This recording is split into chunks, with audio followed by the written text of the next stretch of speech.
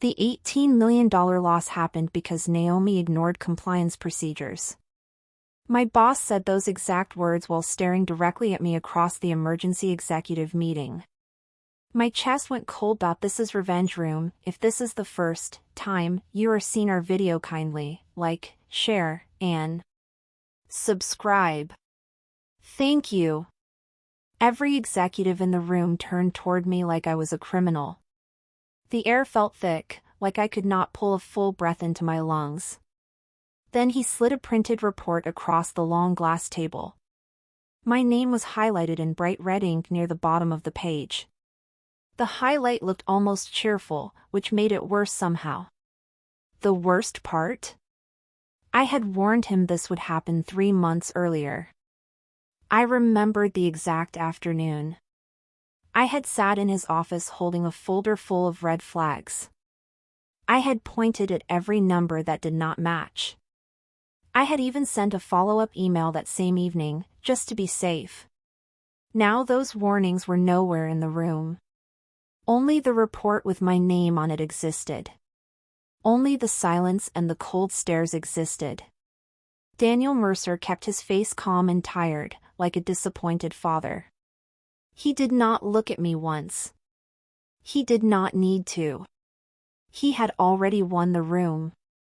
I tried to speak. My voice came out steady, even though my hands were shaking under the table. I never approved that supplier contract, I said. I raised concerns 3 months ago. There are emails, there are notes, there is a full risk report. Daniel raised his hand slightly, the way you stop a child from interrupting. Naomi, please. I know this is emotional. But the documents speak for themselves. He said it gently. That was the trick. He sounded like he felt sorry for me. He made me sound like a person breaking down instead of a person telling the truth. Daniel, you sat in my office and told me to push the deal forward. Naomi. His voice grew firmer. Let's not make this worse. The head of HR cleared her throat. She slid a thin envelope across the table. You are suspended pending investigation, effective immediately. 2 security guards entered the room before I had even finished reading the letter. They did not touch me. They just stood by the door, polite and patient, like they were waiting for a guest to leave a party. As they walked me out, every coworker looked away. Every coworker except one. A quiet man near the server room raised his eyes and held mine for half a second. 3 months earlier, I had been sitting at my desk reviewing a stack of supplier files. Something about one of them did not feel right. The company was called Brightline Holdings. They were offering us materials at prices that were almost 30% below the market rate. The contact information looked too clean. The address pointed to a tiny office in a country with weak banking rules. I dug deeper. Their public registration was less than 6 months old. Their listed director had no professional history I could verify. Their bank account was tied to an offshore routing number that triggered every warning in our compliance system. I built a full risk report.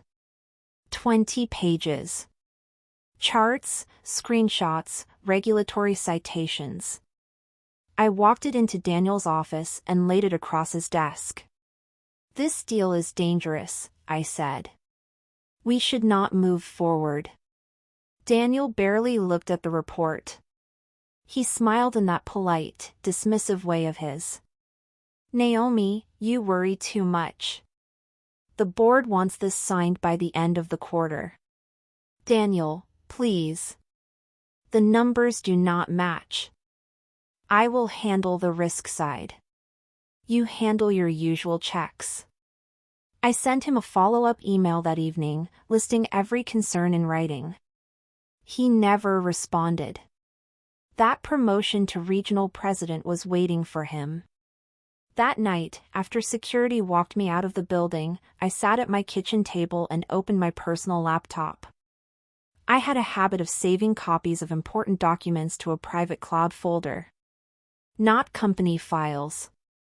Just records of my own work, my own emails, my own reports. It was a small protection I had built years ago, after watching a friend get blamed for something she did not do. I pulled up the supplier approval document. The one that had supposedly killed $18 million. My digital signature was on it. A clean, perfect signature, time-stamped from a Wednesday afternoon 2 months earlier. I stared at the screen for a long time. My heart was beating so loud I could hear it in my ears. That Wednesday afternoon, I had been on a flight to visit my sister. I had landed at 6 in the evening. The signature was time-stamped at 2:13. I had not been near a company device. I had not approved anything. I had not even been in the country. Someone had used my credentials. Someone with access to executive-level systems. Someone who knew my schedule. Late that night, my phone buzzed on the kitchen counter. A message from a number I did not recognize popped up on the screen. You need to stop using your company laptop immediately. I stared at the words. Before I could even type a reply, the message disappeared. The whole conversation was wiped from my screen, like it had never been sent at all. A second message appeared, just one line. Use only personal devices. Trust no one inside the building. It was signed with a single letter. Oh. Then that one disappeared too. I knew exactly one person whose name began with O, Owen Trask, the quiet cybersecurity analyst who always sat near the server room. The same man who had raised his eyes when I was being walked out of the building. We had spoken maybe 4 times in 3 years. He had always been polite, always careful, always watching everything. Now he was reaching out from a number that erased itself. I closed my company laptop and slid it across the table, far away from me. I would not open it again. I sat in the quiet kitchen for a long time, listening to the hum of the refrigerator. Someone was watching me, even now. I woke up to a flood of error messages on my phone. My company email was locked. My corporate calendar was empty. My access badge had been deactivated. My healthcare benefits were marked as terminated, even though my suspension letter said the investigation had not even officially started yet. A normal suspension does not work like that. Normal suspensions freeze access, yes, but they do not strip benefits or close accounts overnight. That happens only after a person is formally fired. Someone had moved fast. Faster than the rules allowed. I called the HR hotline. A polite voice told me my case was under sensitive review and that I would be contacted soon. She would not answer any other questions. I called my own department. The receptionist hung up after I said my name. I sat on the edge of my bed, still in yesterday's clothes, and tried to think clearly. Whoever did this was not waiting for an investigation to find me guilty. They had already decided. The investigation was not a search for truth. It was a stage. A performance built around an ending that was already written. And I was the actor cast in the role of the criminal. By lunchtime, my phone started buzzing with concerned messages from old coworkers and family members. A small industry blog had published an article. The headline was sharp and ugly. It named me directly. It called me the executive whose negligence cost shareholders $18 million. The article quoted an unnamed source inside the company. The source described me as rushed, careless, and unwilling to listen to advice. Daniel had already issued a public statement. We are deeply disappointed to learn of these failures. Our company holds itself to the highest standards. We are cooperating fully with internal investigators. Deeply disappointed. I read those words 3 times. He had said almost the same thing in the meeting. He had practiced it. He had picked the phrase carefully, soft enough to sound human, sharp enough to wound. My name was now searchable. Future employers would type it into a browser and see the article first. My career was being buried in real time, before any committee had even met. This was not damage control. This was a setup. A real investigation does not need a public villain in the first 24 hours. A real investigation collects facts. This was the opposite. This was a story being told to the public before the facts could catch up. I felt sick. Then I felt focused. I opened my personal cloud folder again and started searching for the warning emails I had sent Daniel 3 months earlier. The first one was missing. The second one was missing. The follow-up I had sent that same evening, listing every red flag with timestamps, was missing. My heart began to race. I checked my sent folder, my archive, my deleted items. All empty.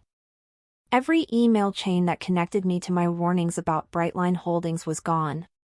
But my personal cloud still had partial copies.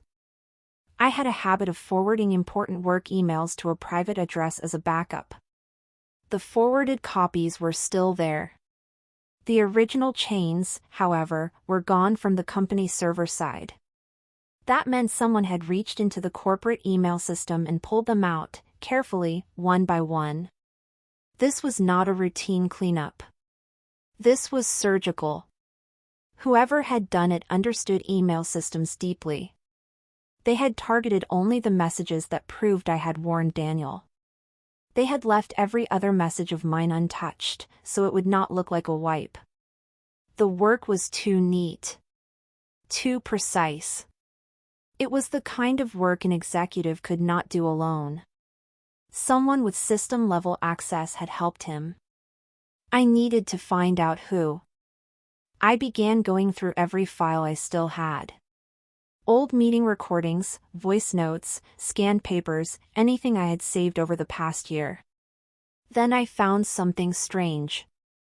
I had a recording from a meeting 2.5 months earlier. It was a routine update meeting. I had recorded it because we were going through some new compliance rules and I wanted to listen back later. In the recording, Daniel mentioned something almost in passing. As we discussed in the revised Brightline contract, the payment schedule will be adjusted. I froze the audio. The revised Brightline contract did not officially exist at that point. The official revision was not finalized until 3 weeks later. The company's records showed the revision was created and approved on a specific date, weeks after that meeting. But Daniel had referenced it casually, like he had already read it. That meant he had seen the document before it was officially created in the system. The only way that was possible was if someone had drafted, edited, and approved the changes off the record, then plugged them into the system later with backdated timestamps. Daniel had not just approved the deal. He had been part of building the false paper trail from the very beginning. I saved the recording to 2 separate drives. The next morning I met with a corporate lawyer my cousin had recommended. He was experienced. He was respected. He listened carefully to my whole story while taking small, neat notes on a yellow pad. When I finished, he set down his pen and looked at me across his quiet office. "Naomi, listen to me carefully," he said. "You have a real case. But cases like this rarely end the way the wronged person wants. Companies of this size always protect their executives first. They have lawyers, they have money, they have time." He suggested I quietly negotiate a settlement. A small payment. A signed agreement. I would walk away with a clean reference letter and no public fight. "You can rebuild your career somewhere else," he said. "Take the money and start over." I sat there for a long moment, staring at his framed certificates on the wall. He was being honest, in his own way. He was telling me the safe path. But the safe path meant Daniel Mercer would get his promotion. The safe path meant the next person who tried to warn him would also be destroyed. The safe path meant the truth would die in a sealed envelope. I thanked the lawyer and stood up. I am going to investigate this myself. He looked sad, but he did not argue. I started digging into Brightline Holdings on my own. I used public business databases, news archives, and a few small subscription services I paid for out of my own savings. I worked late into the night, sitting at my kitchen table with a cup of tea growing cold beside me. The picture that came together was even uglier than I had feared. Brightline Holdings had been registered exactly 6 months before our company signed the contract. Its listed director had no business history at all before that registration. Its address was a small office in a country known for weak financial oversight. The company had no employees on any professional networks.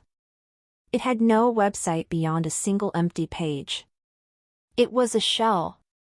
A paper company built only to receive money. Then I traced the payments. Our company had paid Brightline in 3 large installments. Each installment had been pushed through faster than our normal approval timeline allowed. Each one had been personally approved by Daniel Mercer. The final payment had cleared just 2 weeks before Brightline vanished. The office address went dark. The phone numbers stopped working. The bank account was emptied.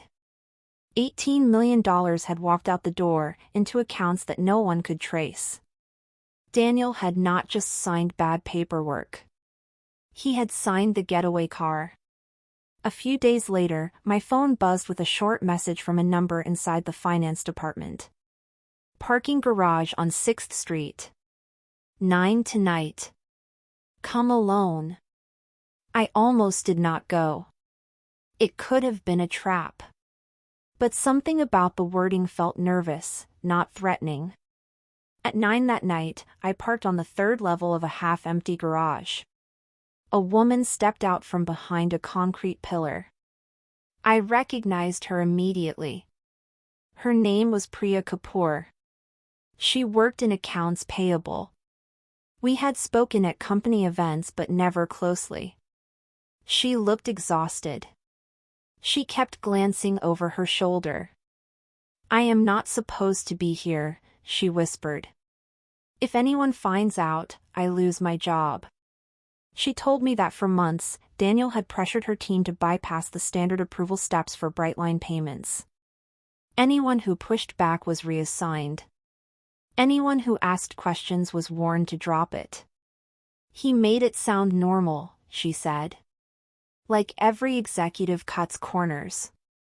We thought we were just helping the company move faster. Then her eyes filled with tears. Before the meeting where they suspended you, he told us not to worry. He said you would take the fall. He said nobody important would defend you. She got into her car and drove away. The story was getting bigger than the company could contain on its own. Investors started calling for answers. 2 major shareholders publicly demanded transparency. The board, panicked, hired an external auditing firm to review the entire Brightline transaction. The firm's name appeared in a small press release the next morning. I read the announcement 3 times.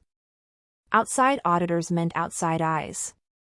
Outside eyes meant Daniel could not control the paperwork forever. But Daniel responded by going on the offensive. In every internal meeting, in every email update, he repeated the same line. The crisis, he said, was the result of one employee's failure to follow procedures. He named me by initials. Then by full name. Then by job title. He smiled while he did it. People who were there told me later that his voice was calm, almost rehearsed. But behind closed doors, a different story was leaking out. A junior assistant told a friend that Daniel was barely sleeping. Another said he had snapped at a senior partner over something small. Another said he kept deleting files from his work computer late at night. He looked confident in public. In private, he was unraveling. I could feel it through every report I heard. He was no longer a man defending himself.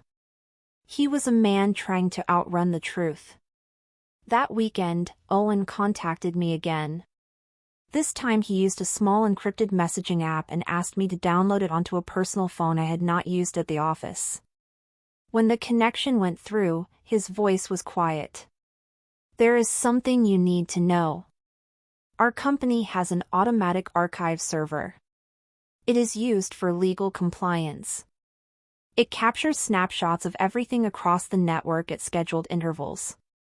Most executives have forgotten it exists."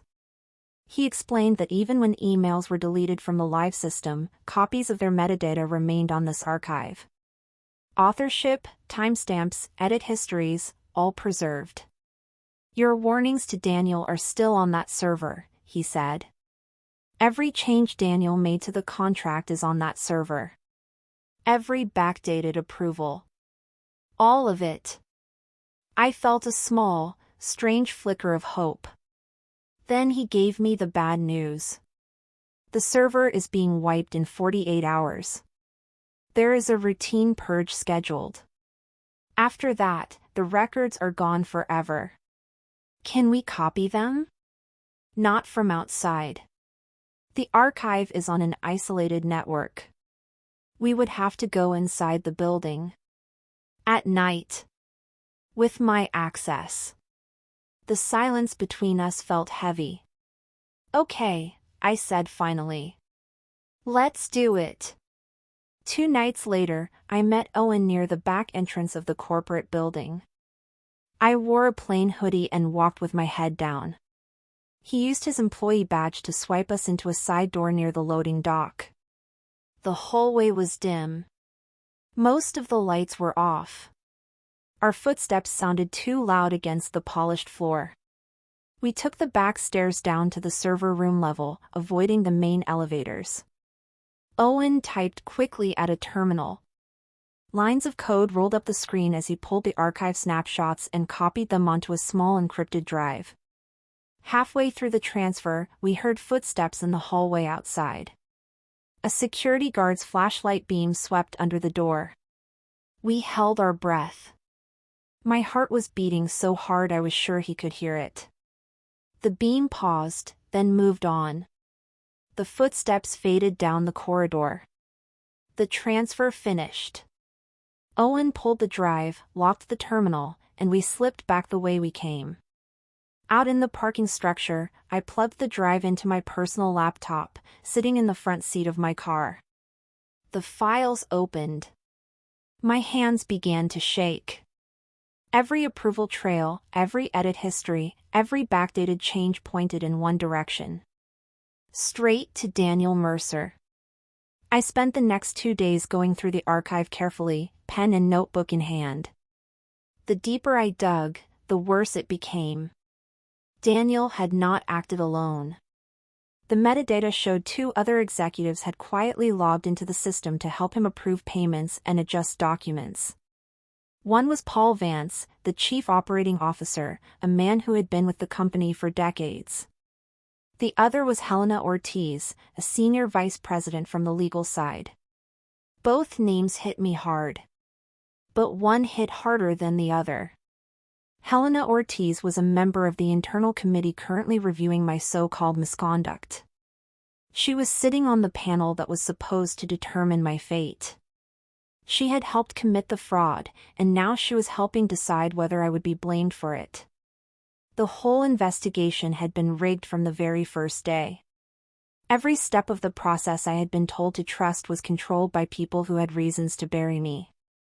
I sat at my kitchen table, staring at the names on my notebook, and felt something cold and steady settle into my chest. I was no longer afraid. Fear had been replaced by something colder. I was going to bring the entire chain down. A few days later, the internal communication team sent out a glowing announcement to all employees. Daniel Mercer was being considered for promotion to regional president. The message praised his calm leadership during a difficult period. It described him as a steady hand. It thanked him for guiding the company through one of its hardest crises. The message did not mention me by name. It did not need to. Privately, employees were furious. I heard from old coworkers who whispered about it over coffee, who sent careful, indirect messages from their personal phones. But publicly, no one spoke. People had families. People had mortgages. People had seen what happened to me, and they had decided they could not afford to be next. I understood that fear. I did not blame them. But I also knew something they did not. Silence was exactly what had let this grow. Every time someone had decided to look away, Daniel had gotten a little bolder. Every time someone had whispered instead of speaking up, the Brightline plan had moved one step closer to becoming real. $18 million had vanished because too many people had stayed quiet. I was done staying quiet. I was going to give the silence a voice it could not ignore. The company announced a massive shareholder town hall. It would be held in the main downtown auditorium. Hundreds of investors, board members, and senior managers would attend. Reporters would be allowed in the back rows. Daniel planned to use the event to officially close the investigation. The internal committee would present its findings. I would be named as the primary cause of the loss. The promotion announcement would follow. It was supposed to be his final act of victory. Then, 2 days before the event, my phone rang. The caller introduced herself as a senior partner at the external auditing firm. Her voice was calm and professional. "We have been reviewing the documents you provided, along with our own findings," she said. "We have also reviewed certain archived metadata that came to our attention through other channels." I held my breath. "We would like to formally invite you to attend the shareholder event. We believe your presence will be necessary." She did not have to explain why. The auditors had seen everything. They knew exactly what Daniel was about to walk into. I agreed without hesitation. I picked out a clean dark suit that night. I was going to walk back into that building one last time. The morning of the event, an anonymous email landed in my personal inbox. There was no message. Only an audio file attached. I plugged in my headphones and pressed play. It was a recording from an executive dinner. The background sounds were soft. Glasses clinking. Quiet jazz music. Polite conversation. Then Daniel's voice, loud and confident, cut through. "By the time this whole thing collapses, Naomi's career will already be dead. Nobody will care what she says by then. She will be radioactive." The men around the table laughed. Someone clapped. A second voice, lower but clearly Paul Vance, added, "She does not even know what is coming." More laughter. The recording ended. I sat on the edge of my bed with the headphones still in my ears. For a long moment, I did not move. I had expected the recording to hurt. Instead, it did the opposite. It cleared something inside me. Every last piece of doubt, every small voice that had wondered if maybe I had missed something, maybe I had been too harsh, maybe I should walk away with the settlement. All of it dissolved. I was not angry anymore. I was focused.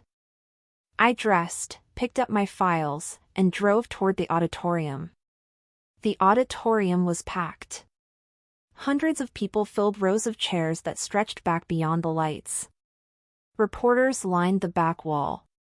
Camera operators set up tripods along the side aisles. I sat quietly in the third row, between two auditors.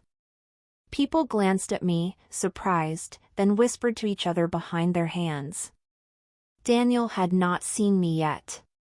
He stepped onto the stage in a dark suit, smiling that careful, tired smile. He thanked the board, the investors, the staff. He spoke for several minutes about resilience, about leadership, about hard lessons. Then he turned to a large screen behind him. After a careful review, we have determined that the $18 million loss was the result of a serious failure in compliance, he said. Specifically, by a single member of our team who chose to ignore multiple warnings from leadership. The screen changed. My photograph appeared, large and clear, beside a line of bullet points. The room shifted, uncomfortable. A few investors leaned forward. Daniel opened his mouth to continue. Actually, a calm voice cut in from the side of the stage, we found something different. The lead auditor stood up, microphone in hand. The room went very still. Daniel froze. The lead auditor walked slowly to the center of the stage. With one tap on her tablet, the screen changed. Daniel's face vanished from the wall, replaced by columns of server logs. She spoke in a clear, even voice. She walked the room through every piece of evidence. The deleted emails, recovered through the archive server. My original warnings to Daniel, with their original timestamps. The backdated revision to the Brightline contract, edited weeks before its official creation date. The 3 accelerated payments to a shell company. The metadata showing exactly which executive accounts had logged in to authorize the changes. Every trail pointed to one name. Daniel Mercer. A second screen lit up beside the first. It showed approval timestamps lined up next to security badge logs and login records. Each approval lined up perfectly with Daniel's executive credentials, down to the exact minute. A third screen showed altered signatures, side by side. The original sample of my signature, and the version that had been pasted onto the Brightline approval. The fakes were obvious now. The digital strokes did not match. The room was silent. Then a low murmur began to rise from the back rows. Reporters started typing fast. A camera flashed. Then another. A shareholder near the front stood up. "Where is the board?" he shouted. "Why is this man still on the stage?" Other voices joined in. The murmur became a wave. Daniel grabbed his microphone with shaking hands. "This is a misunderstanding," he said quickly. "Naomi has had access to our systems remotely. She manipulated these records after her suspension. This is a coordinated attack on my reputation." For a moment, the noise in the room dipped. A few investors looked uncertain. He almost made it sound believable. Then a quiet figure walked onto the stage from the side. Owen Trask, holding a thin laptop in his hands. He set the laptop on the speaker's table and turned the screen toward the audience. The big monitors above mirrored the display. "Live system logs," he said calmly into a small microphone. "Pulled directly from the corporate archive less than 10 minutes ago. These records cannot be edited from outside the company network." He pointed to the screen. Each document change is tagged with the executive credentials and the physical workstation used. Every alteration to the Brightline contract was made from Mr. Mercer's executive account, on his personal office computer, weeks before Naomi was suspended. He moved his finger to a timestamp. This change was made while Naomi was on a flight 3,000 miles away. The room exploded into noise. Daniel's face went white. The microphone slipped from his fingers and fell to the floor. He took a small step backward, like he had been physically pushed. He had nothing left. By the next morning, the entire structure had begun to fall. The board called an emergency session before sunrise. By 8 o'clock, Daniel Mercer had been formally removed from his position pending a fraud investigation. Paul Vance was suspended within the same hour. Helena Ortiz resigned by lunchtime, citing what she called personal reasons. News outlets began running headlines about executive corruption. Cable business channels played the auditor's evidence on a loop.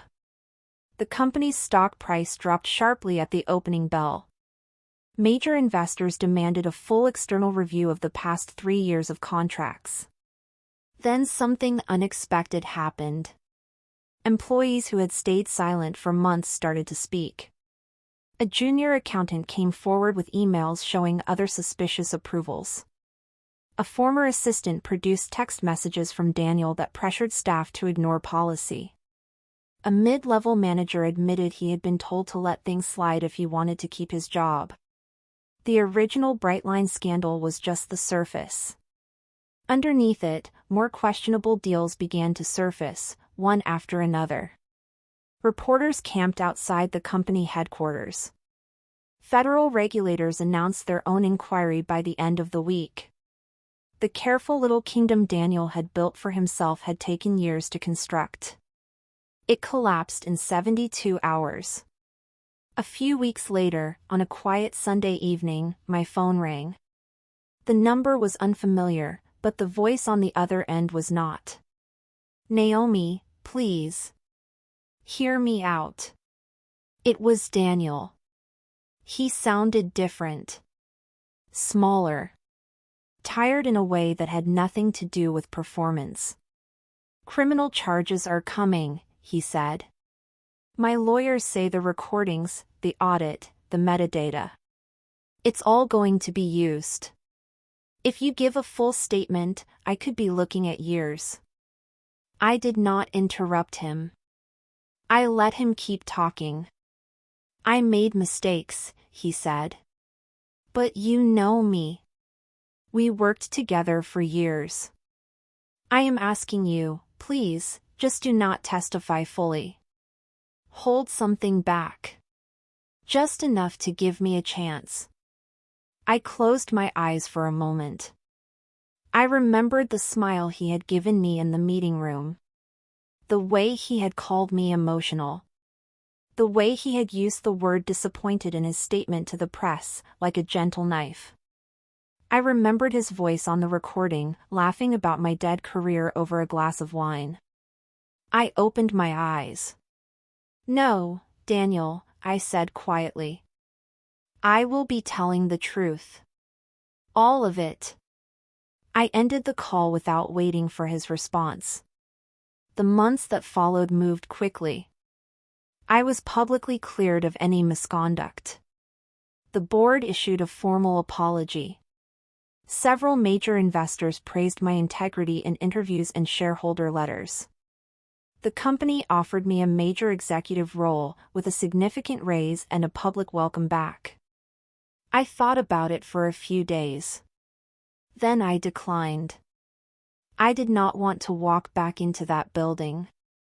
I did not want my career to live inside the place that had tried to bury me. Instead, I used my own savings, plus a small investment from a respected family friend, to launch my own risk management consulting firm.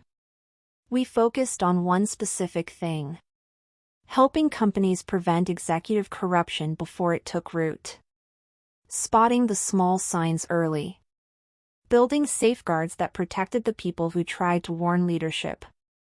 My first major client surprised even me. It was one of my former company's biggest competitors. They wanted my help reviewing their entire approval process, top to bottom. Within a year, my calendar was booked solid. The same industry that had quietly blacklisted me, the same boards that had once whispered about me at private dinners, now waited months just to get on my schedule. I never spoke Daniel's name in public again. I did not have to. The truth had said everything for me.